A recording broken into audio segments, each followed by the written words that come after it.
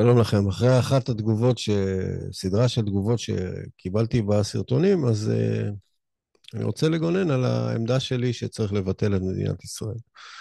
בעצם העמדה שלי שצריך לבטל את מדינת ישראל נובעת ממה שאתם אומרים, מה שאתם חווים, שהמדינה הזאת היא פשטה את הרגל מבחינת הצדק שלה.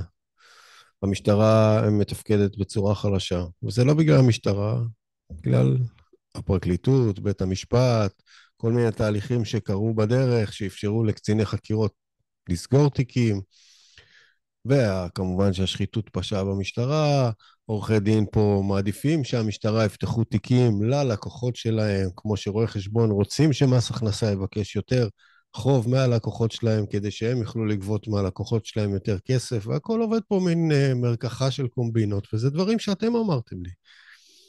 מידע שאתם סיפקתם לי, אז אני אומר, תשמעו, מצב כזה, זה מדינה לגריטה.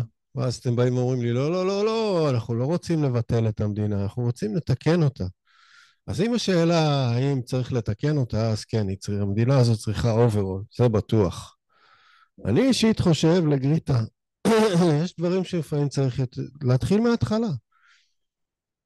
ואתם אומרים, לא, לא, עם זה נמשיך. למה אתם אומרים עם זה נמשיך? יש לכם גם עוד סיבות. ורוב הדברים בקיום שלנו, אם לא כולם, סליחה, הם ניגוד של אינטרסים. גם כשאתם רוכבים על אופניים והאופניים קצת נוטים ימינה, אז הכוח הצנטריפוגלי שבסיבוב ימינה הוא זה ששומר אתכם בשיווי משקל, ואתם שומרים על שיווי משקל בגלל כוחות מנוגדים. וגם ככה גם האינטרסים בתוככם, יש פה אינטרס מנוגד. מצד אחד מדינת ישראל היא זאת ששומרת עלינו מאויבינו, ואנחנו מאוד גאים בצבא שלנו ובהצלחות של הצבא שלנו. מצד שני, המדינה עצמה עמוסה לעייפה בשחיתות.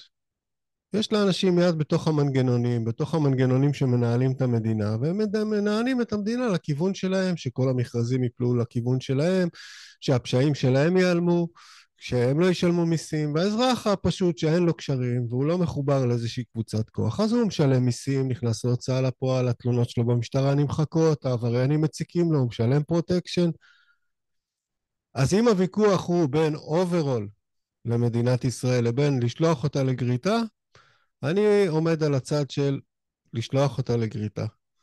ואתם עומדים על הצד שהיא צריכה אוברול. מה שלא יהיה, המדינה הזאת במצב קשה. ואסור להתכחש לזה שהמדינה במצב קשה. במיוחד שאנחנו עכשיו במלחמה.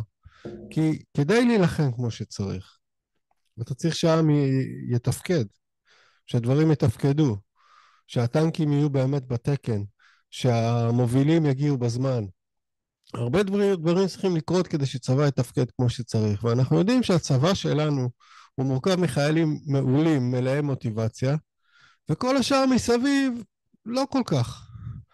אז אם כל הזמן החיילים שלנו הם אלה שצריכים להציל את המצב, וכל הזמן אנחנו כאזרחים הם להיות אלה שמצילים את המצב, אנחנו גם צריכים לחשוב למה אנחנו נותנים לאנשים מסוימים לקלקל את המצב. למה אנחנו נותנים למערכת הזאת להיות במצב כזה, ולמה בכלל אנחנו נותנים למערכת הזאת לגרום לנו, לאזרחים, לחשוב שהשמאל אשם מצד ימין, או שהימין אשם מצד שמאל.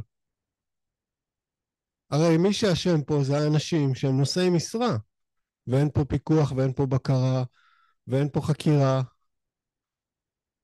אז אם אתם אומרים שאפשר להעביר את המדינה הזאת אוברול, מתי מתחילים? מתי מעלים אותה על הליפט? זה אני שואל. כי אם לא, לגריטה.